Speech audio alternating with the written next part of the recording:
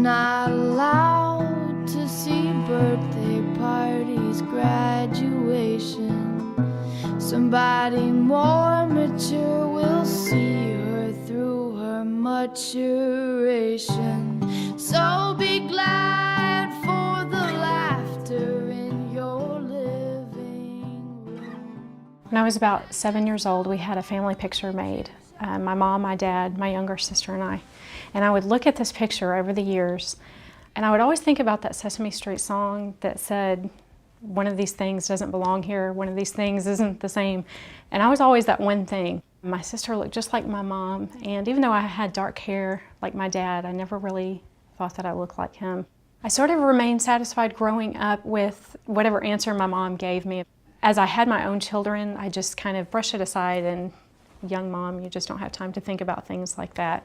Seeing my oldest son grow more and more to look like me, it caused conversations to happen between my husband and I. We even talked about the possibility of me being adopted, but I threw that idea out because I had heard stories about my mom's pregnancy with me, and I've seen pictures, and so it never occurred to me that I belonged to anybody other than my mom and dad. My dad has Parkinson's and diabetes and other health issues, major health issues. And so every time I would see my dad, I could tell he was a little worse than he was the last time. And so I knew how to Google medical issues, and I knew that things that he had could be genetic, but I never wanted to really find out. I asked my mom how Dad's health was and what his medical future looked like, and if anything that he had was genetic. I thought it was an innocent question, and she said, well, Stephanie, I never actually told you all of the details about your conception. Your dad may not be your biological father. When she told me, my nose suddenly made sense. That picture, that family picture of us, where I felt like I was the odd man out, it made sense. And I knew as soon as she said it that it was true. I'm not allowed to fall in love. The practice of sperm donor conception has been going on for more than 200 years. In that time, hundreds of thousands of donor-conceived people have been born all around the world. But only now are the ethics and effects of donor conception receiving scrutiny. Often, the questions are being raised by children who know they were donor conceived, children who are now grown up and speaking up, demanding to know more about their origins. What do donor conceived people think about their conception stories, the money aspect of buying and selling sperm, and now eggs, in order to conceive them? And how have the anonymity and secrecy involved in donor conception affected them? Are these kids really all right? I tried to give away my baby.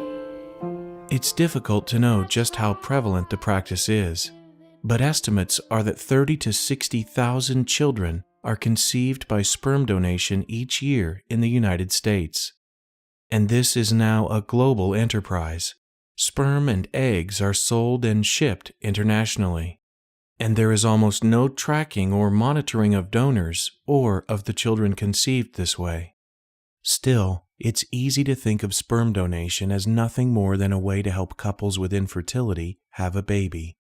I have one child who's now in his 20s who was conceived through fertility treatment, and I found it a really lonely and isolating experience. I was still struggling a bit with my own infertility. I wanted to try to provide information and support to other people that hadn't been there for me. It was just so frustrating that in a city of 3 million people and making lots of phone calls and being referred in circles and being part of the women's movement, that I couldn't find the help and support that I needed to make what I felt were informed choices. And I was reading everything I could get my hands on, which wasn't much in those days.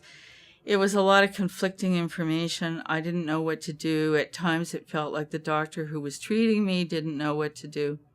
Researchers are beginning to conduct studies on the topic of donor conception. We spoke with Elizabeth Marquardt of the Institute for American Values about a study she co-authored, My Daddy's Name is Donor. My colleagues and I wanted to do a study of young people conceived through sperm donation and just ask them a lot of questions that we were curious about and that seemed to be, for the most part, not being asked of them. It's a challenge, as any researcher will tell you, to study these people or to find them.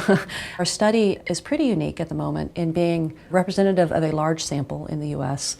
and also having these comparison groups of people who were adopted and who were raised by their biological parents. It appears to be on the increase, the use of this technology, but there's still not that many donor-conceived persons in the U.S. and around the world. It's not like they're all living in San Francisco or something like that. So finding them in a way that is not just pulling from, a message board where they're already congregating, but trying to find them in a at least somewhat more representative way can be a challenge. And one of the big things that you're struggling with, too, is that if you're trying to contact and interview the persons themselves, they only know to respond if they know that they are donor conceived. And one of the biggest issues around this has been the secrecy. About 2/3 of the young people in our study did not support anonymous sperm donation. They felt loss around his absence in their lives. They were curious about the rest of his family, which is also their family, grandparents and others. And of course, they were quite eager and desperate to know who else they might be related to in the world, how many half-siblings they might have. I think for those of us who were not conceived this way, it is hard to wrap your head around the idea of first learning that you may have dozens or hundreds of unknown half-siblings anywhere. I, like a lot of people, had never thought about the fact that the babies grow up and that they become people like everyone else. But many donor-conceived children are never told their conception story, and are therefore not able to be a part of the growing conversation about the practice, ethics, and impact of donor conception. Many of those who do know speak of genealogical bewilderment, attempting to describe the feelings that come from having little or no information about their donor parent. They have a deep longing to know where they come from, who they look like, who they belong to, a longing to know the missing other half of them. When it comes to infertility, family building, and reproductive technologies, the focus is often on those wanting to have a child, rather than on the child they want to have. Reproductive technology has advanced without enough serious reflection on the health and well-being of the children created. These children wonder if anyone considered them, their needs, their desires. One young man talked very poignantly about feeling that he needed to pay an existential debt. He had a sense that he was in the world because of this practice, and in some way, in order to earn his place in the world, he was considering donating his own sperm. Barry is a donor-conceived man who spent years looking for his biological father. As a writer and a filmmaker, he has even made 2 documentaries on his own quest to find his biological father and half-siblings. That idea of existential debt, the idea that you can't question aspects of gamete donation and assisted reproduction because you were produced that way. That's the way that you were given life. So how can you question it? If they hadn't done that, you wouldn't be here. Well, that's not logical, because if that were true, then anyone who is the product of a rape would have to endorse rape. It's quite possible to be grateful for your life and question aspects of your conception. What is it like to grow up not knowing who your biological father or mother is, or if you have any half-siblings? What is it like to find out that the man you thought was your dad is not your biological father, that your biological father donated his sperm and is known only by a number? How does it impact your self-perception, the choices you make, and your view of life and the world? There's a lot of current Hollywood movies out right now about sperm donation. It's an exotic new topic that people are exploring in films.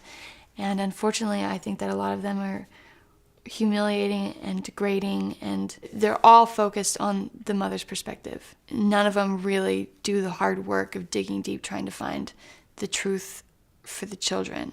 And it's very disappointing. The conversation around donor conception is growing. Many donor-conceived people maintain their own active social network communities through blogs and Facebook groups. Studies such as My Daddy's Name is Donor and work being done in conjunction with Wendy Kramer's Donor Sibling Registry are gathering and examining the experiences of large groups of donor-conceived people.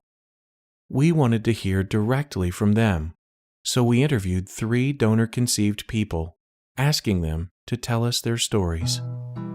Alana is a donor-conceived woman who runs the website anonymousus.org, which is a safety zone for real and honest opinions about reproductive technologies and family fragmentation. I found out from my mother that I was conceived via an anonymous sperm donor when I was 5 years old, and it was just a normal day. We were getting ready for school. She told me, and it was obviously very stressful for her. I remember her face expression and how hesitant she was when she told me. But at that moment in time, it didn't really mean much. So my mom's first husband was infertile. They adopted my older sister. She's 5 years older than me, and she's adopted from Korea. And so just because of our obvious race differences, it begged to be explained. But then my parents divorced when I was 7. A year later, my mom remarried her new husband. My stepdad and my mom had their own child naturally. So I got to see the difference in the dynamics between my adopted sister, who's completely not biologically related to anyone, me, who's half biologically related just to my mom, and then my little brother, who is full biologically related to both of his parents. And that was extremely informative as to how I view parenting and family. Stephanie grew up sensing she was different from the other members of her family, but she trusted her parents and accepted their explanation that she was fully their biological daughter. My parents are just really sweet people, do not have a reputation for lying at all, from hiding things. I found out about my conception 2 years ago. The first nights, I was able to cope. I was fine the next morning until my mom and aunt left. And as soon as they left, I think shock set in. I made a phone call to a friend who is an OBGYN. She was able to tell me what kind of doctor my mom would have gone to. I started working online, looking. I don't think I did it very long because just the shock of it just really set in that afternoon. I just didn't know how to deal with it. You're never prepared for a huge shock, and just the weight of it was starting to settle in. I discovered I was produced from what was called then artificial insemination by donor. I discovered that after my father died, when our mother told us. And many years later, we realized we weren't alone, that there were others. And we also discovered that there were ways we might find out more about the truth.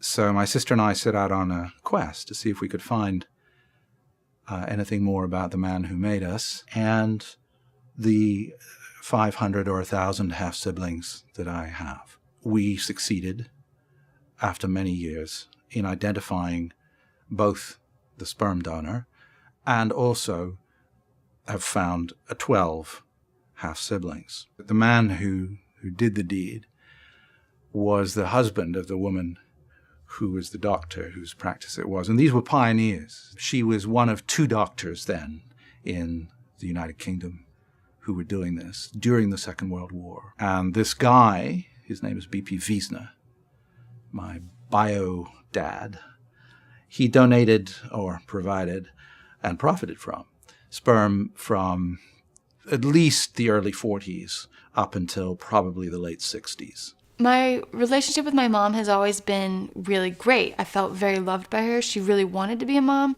Once I started to look more into the family structure problems, that's when I got a little mad at her.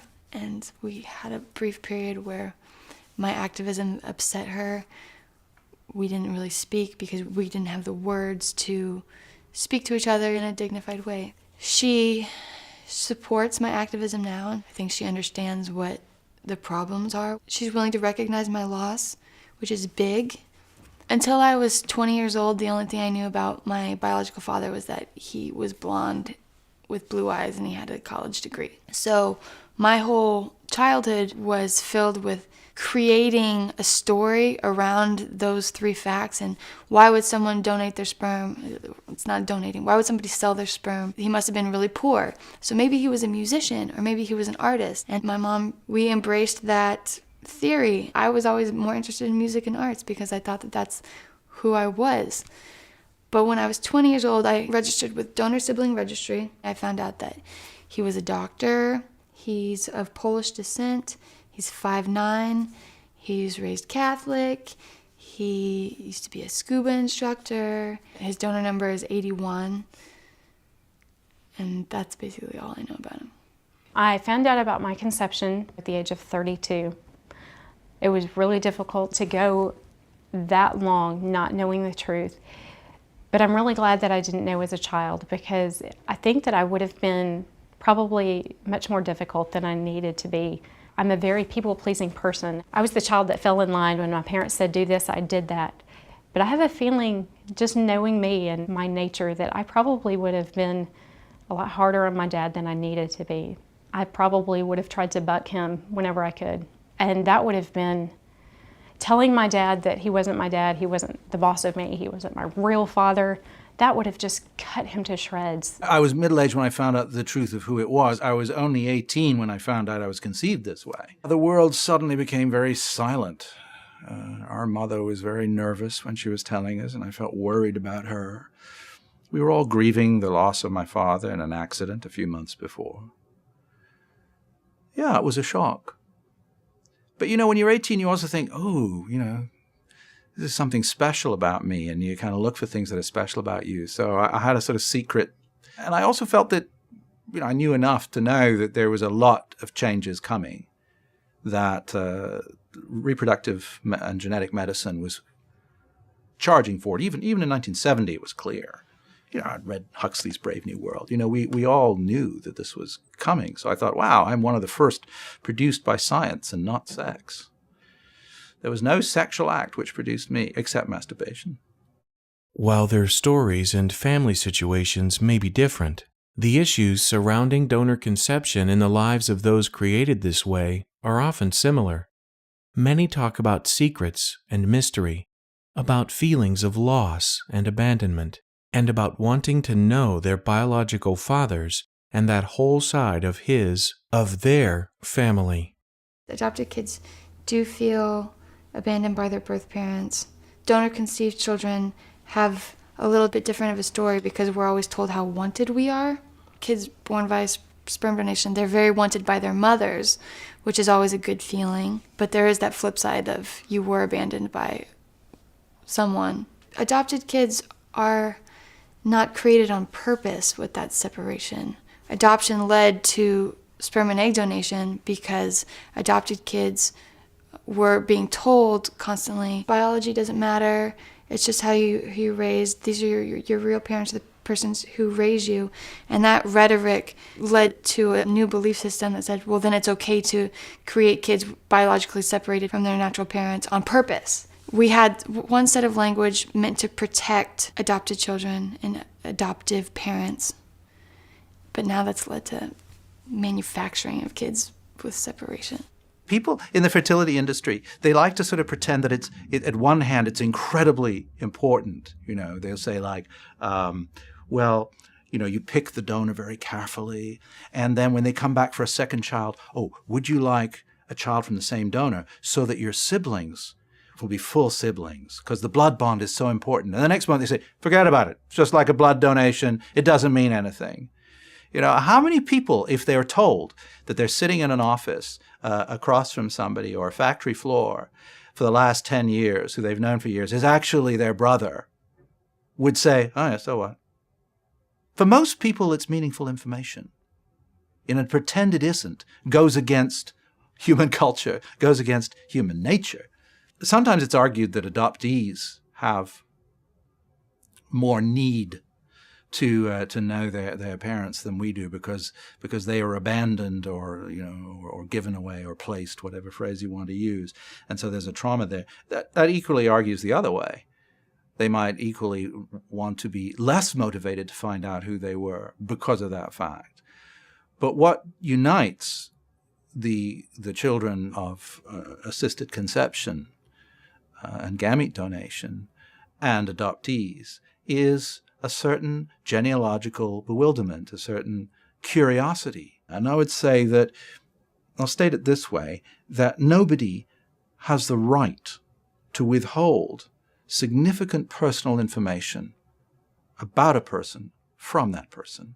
After I helped to start this group, and particularly after I met Bill Cordray and Shirley Pratt and realized what donor conception actually meant in people's lives, that was the beginning for me of starting to think, there's more to this. And it's not just about getting babies. And if we're going to have these technologies, then they need to work first and foremost for the people that they directly affect. And although that can seem like it's the patients, in reality, it's really the children who are being born. Donor conception impacts not only the donor-conceived person, but his or her entire family. And it explained things about my father. It made things make sense about my father. A sense that he didn't really feel like my father, in himself. That my sense of that, and my mother later confirmed that. And there was this big secret in the family, and I think that hurt us. I think that's one of the main bad things about non-disclosure and anonymity, is the secret that lies in the heart of a family. Secrets are like landmines, they can go off at any time.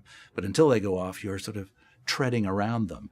I got to see the differences between how men treat children that are biologically theirs or are biologically not theirs. And I got to see my mom treat a child that was biologically hers and biologically not hers. All children created with the best of intentions or adopted with the best of intentions.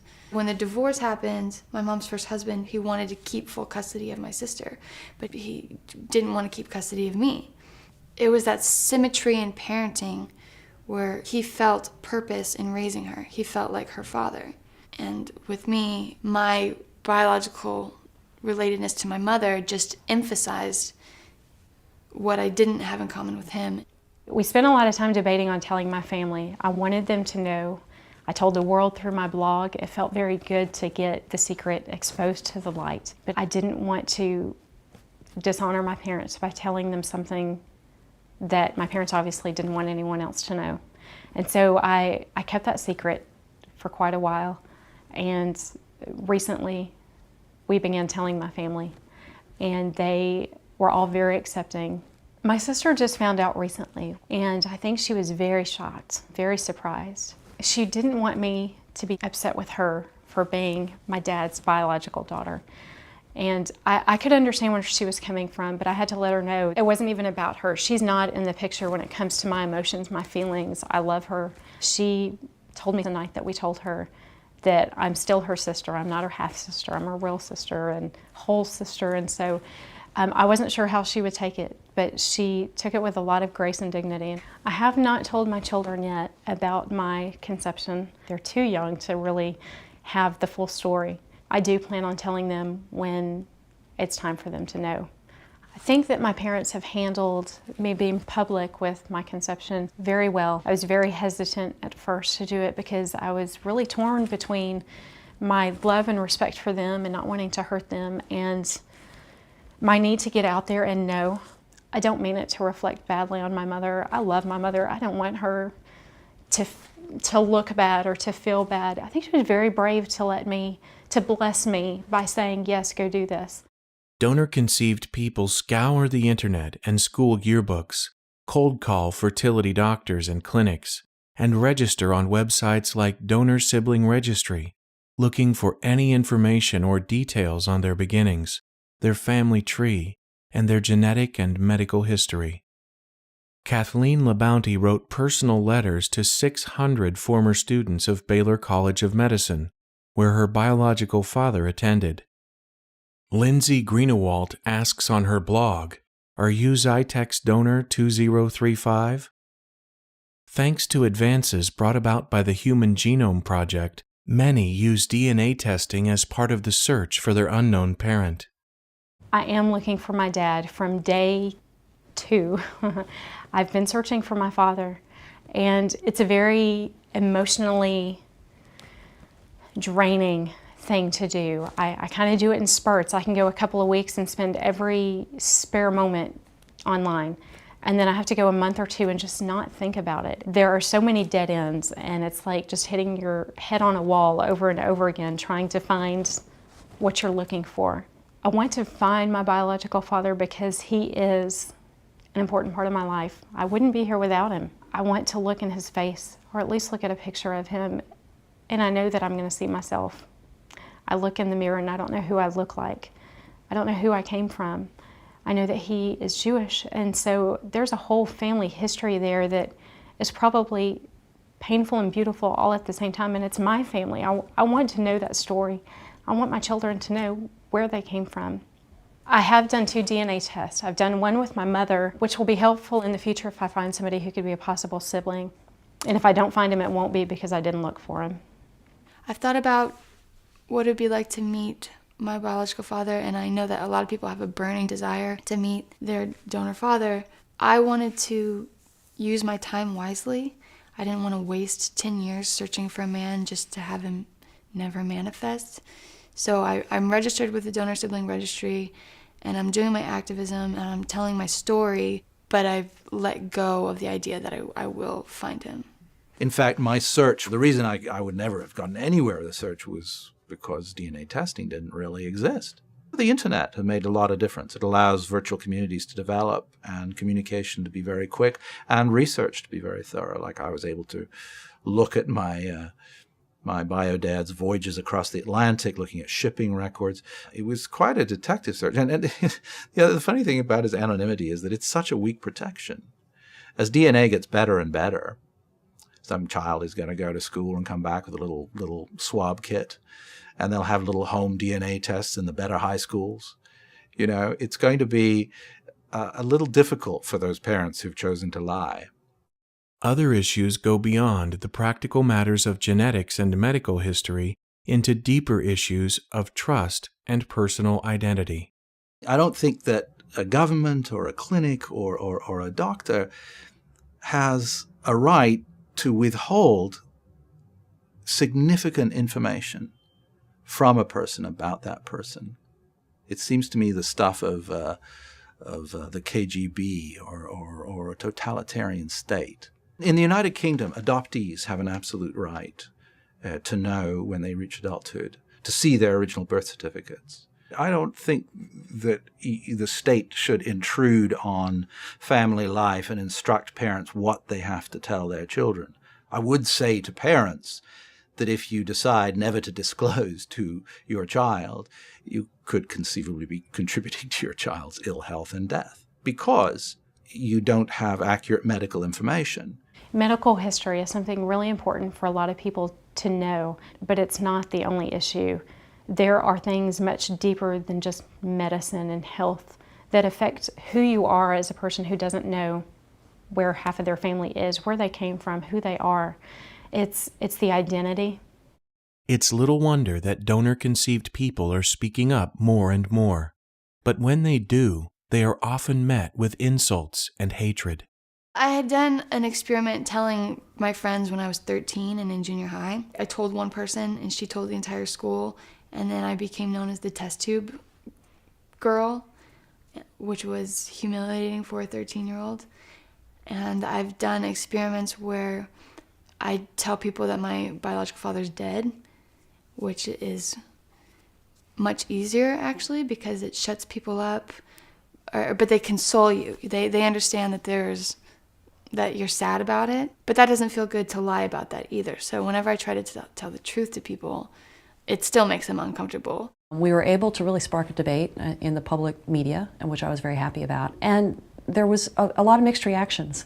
I mean, one of the things that continually surprises me is the level of anger that can be directed at donor-conceived persons when they try to tell their stories. I mean, and if you doubt me, the next time you see a newspaper article about a donor-conceived person has said they feel they have the right to know who their father is, or they've launched a court case, or they've written an op-ed about their experience, look in the 200 comments that follow, and you will see so much anger. People will say, without this, you wouldn't exist. Don't make your parents feel bad. You're spoiled. How can you complain about this? The rest of us in society appear to be able to share, if we have them, our stories of loss or confusion or suffering about the families that we grew up in and how we came into the world. But these people somehow are supposed to just be grateful to exist. When I first started to do activism against donor conception, I thought that it would be so easy to arrive, state the obvious that children need their fathers, and everyone would be like, oh my God, thank you for reminding us. We'll stop all that business. But there is a huge monster of money and people desperate for children who don't want me to make it harder for them to buy and sell children. And it's a $3.3 billion industry, so I have people's livelihoods that I'm threatening when I try to regulate the industry. You have gay rights activists that love sperm and egg donation and surrogacy because it's basically the cleanest method for them to have children. And you have older couples with money, and the fact that they're willing to spend $100,000 for a kid is money talks, and I can't compete with that as well as I thought I could. When I first started talking about this, people were immediately pigeonholing me as a Christian conservative crazy girl who just can't stop complaining, and I'm such a brat and just get over it and just go to the beach and get a puppy and learn how to have fun and just get over it. What does it matter? You know, like I was a women's studies major from San Francisco. I went to art school. I'm not a Christian conservative bigot, but it was really shocking. The method of my conception is humiliating and dehumanizing enough in itself, and people are extremely vicious and they use intimidation tactics to try and shut you up and get you to go home. One commenter, not on my blog, but on a colleague's blog of mine, they said to her, "You stupid brat, too bad you weren't the load that your dad flushed down the toilet," which is pretty mean. Nobody likes to hear that. We're touching on really deep stuff here. I mean, persons who have struggled with infertility, there's a real body of pain there around infertility, and of course we want to be compassionate when people have struggled with that. This seems to be what our culture does when it doesn't know how to handle a new question. You know, and when people are uncomfortable, they just want to shut it down. But there's only going to be, as one of the donor-conceived adults that I know has said, you know, if people don't want to confront this issue around them, their own children are going to be confronting them with these questions sooner or later. One of the things that strikes me so much is that it seems to be about age 3 when children say, "Who was my daddy?" I was invited to a workshop by a fertility industry professional. When I had my speech, I tried my best to be empathetic, and I said, you know, I understand what you're going through. My mom was infertile, and I'm really sympathetic with her plight. And at that point, it became really defensive. And when people start yelling at each other, nobody listens anymore. I found, just reading through articles and other means online, that there really is a growing community of people who are making their voices heard, and they're angry about what's been done to them, and they want to stop it for future generations. Olivia Pratton, a donor-conceived young woman in Canada, has sued to change Canadian law so that it would require donor records to be kept and made available to donor-conceived persons.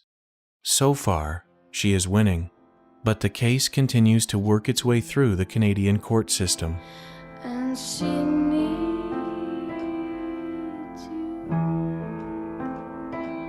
and she lost. What are we left to do in light of these stories and these facts? What questions are we left with? Can we draw any conclusions? What should we take into consideration as we move forward? There are a number of policy implications that donor-conceived people tend to agree on.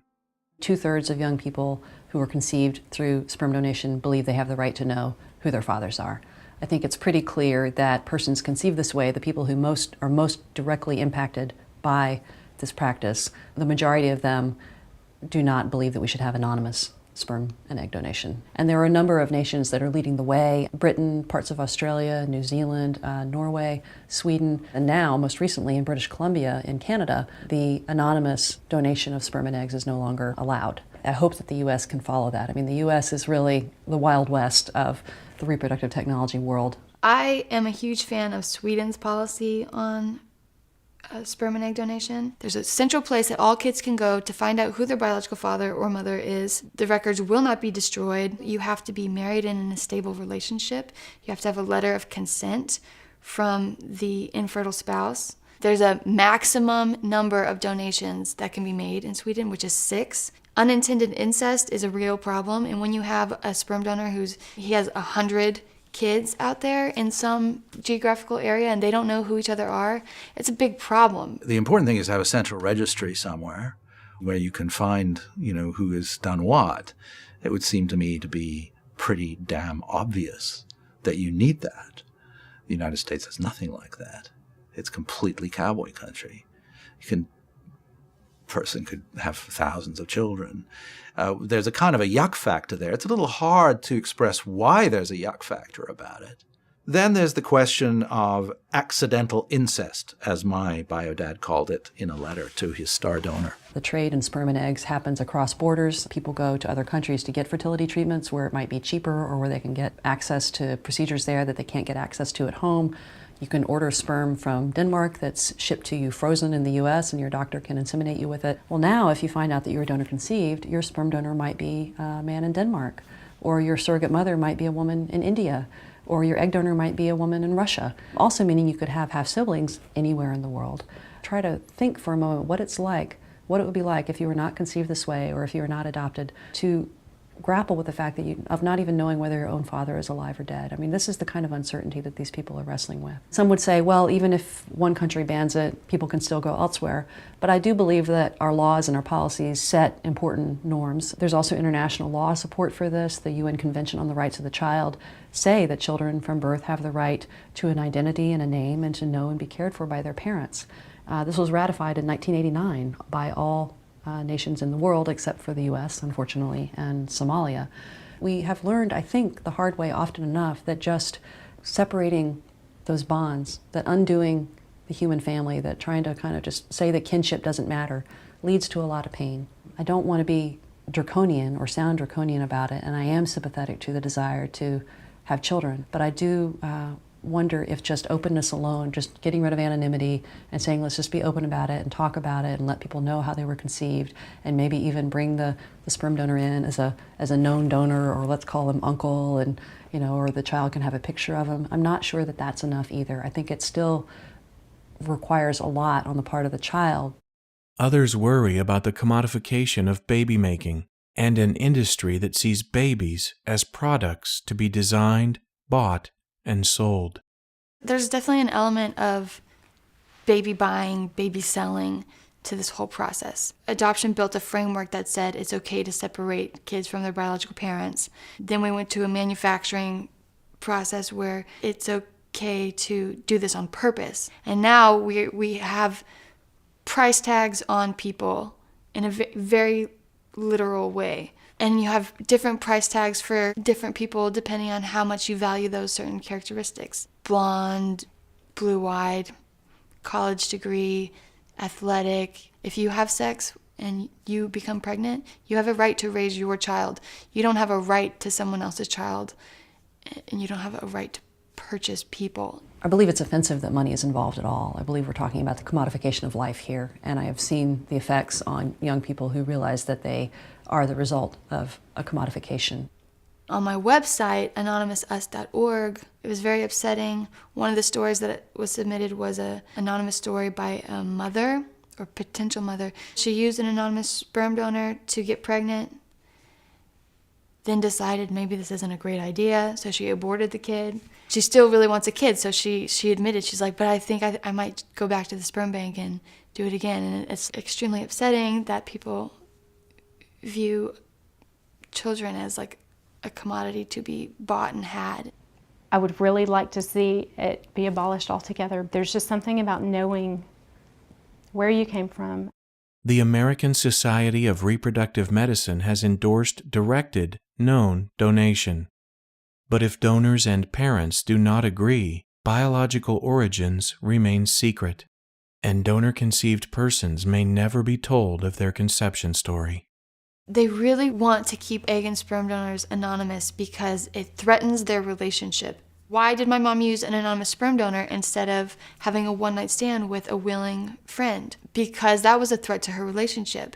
Why did her first husband agree to use an anonymous sperm donor? Because he knew that if he didn't agree to it, she would divorce him and have a kid with someone else. It's very important to tell your child the truth. As some folks say, to tell them early and often. But I also am concerned sometimes that openness itself is not enough. I think sometimes we think that, well, if we set up a family in a certain way, as long as we're open and honest about it, then that'll take care of any pain. And I think we should also ask ourselves seriously, should we be conceiving children in the first place who will be deliberately denied the ability to know and be known by their father? This is a story that my brother tells to explain perhaps a little bit about the need for biological connection. A couple is pregnant, and they go to a foreign country, and the baby starts to come a little early. So they go to this hospital. They're not familiar with it. They go to the hospital, and everything goes well. She has the baby. The baby's taken away, and they're lying there. They're feeling relaxed. And the nurse comes in, and they said, "Well, we'd like to see our baby now." And the nurse says, "Okay, we'll bring you a baby." And the mother and father say, well, of course, we'd like to see our baby. And they say, "Oh, well, we don't do that in this hospital. We just all put them in one room and then but don't worry, everybody who comes here is very healthy, very intelligent. We'll bring you a baby, just a random baby, but it'll be perfectly healthy and it'll love you and you'll love it and everything will be fine." What could be wrong with that? And of course, there is something wrong with that. Well, if it's so important in that situation, why is it so hard to understand that it might be a little bit important to us to know who our biological parents were and who our biological siblings are? And I'm alive. Oh, I'm alive.